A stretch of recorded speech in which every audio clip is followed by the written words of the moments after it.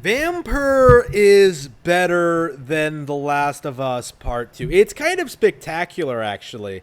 In spite of all of this game's problems, in spite of its, like, lack of budget, the animations, the constant clippings, some of the weird writing aspects, some of the weird creative decisions they made, the game as a whole is still better than a lot of these big AAA RPGs, story-driven games. Mass Effect comes to mind, BioShock comes to mind, and The Last of Us Part 2 comes to mind. I wanted to focus on The Last of Us Part 2 today because the games actually have a bit more in common than you might imagine, because they're both about dealing with the plague. They're both about dealing with the epidemic. But while The Last of Us Part 2 thought it would be interesting to create this narrative about a super vengeful lesbian going out to, like, to kill some woman and failing, spoiler alert, epically failing, by the way. The Last of Us Part 2, it's not interesting. It's not engaging. The characters, the writing is actually awful if you know anything about, like, the storytelling process and how you're supposed to progress a story. Like, this is more obvious in The Last of Us Part 2, but it's very much present in the original as well, because Neil actually wanted it to be more ambiguous as to whether or not Joel saving Ellie at the end was a good thing or not. But the fans all unanimously said that, like, no, it was a good thing that he did that. Fuck the Fireflies. There was no real ambiguity there, where there was, like, meant to be ambiguity. You know what I mean? Like, it was supposed to be this deep, complex moment.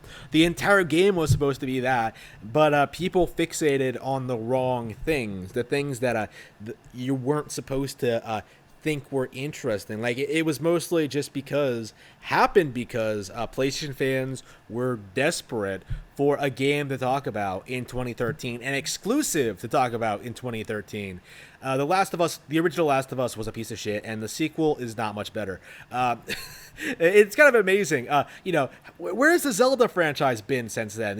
2013, A Link Between Worlds, 2017, Breath of the Wild, Triforce Heroes, the remake, Link's Awakening. Oh, Majora's Mask as well, the Majora's Mask 3D. Like, all these crazy new entries and remakes. And what does The Last of Us have? Like, nothing, jack shit. Not even the original game is any good.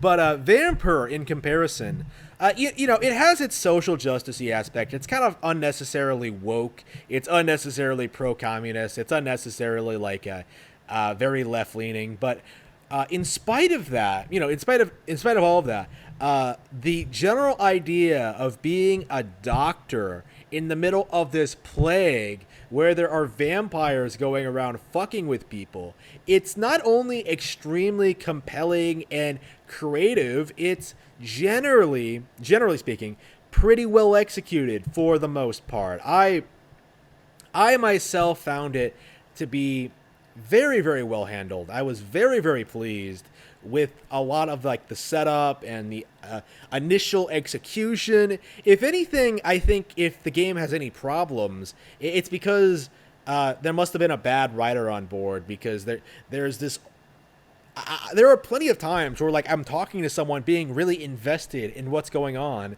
and then they say something completely retarded that doesn't make any sense. And yep, it's that writer again. I have no idea what.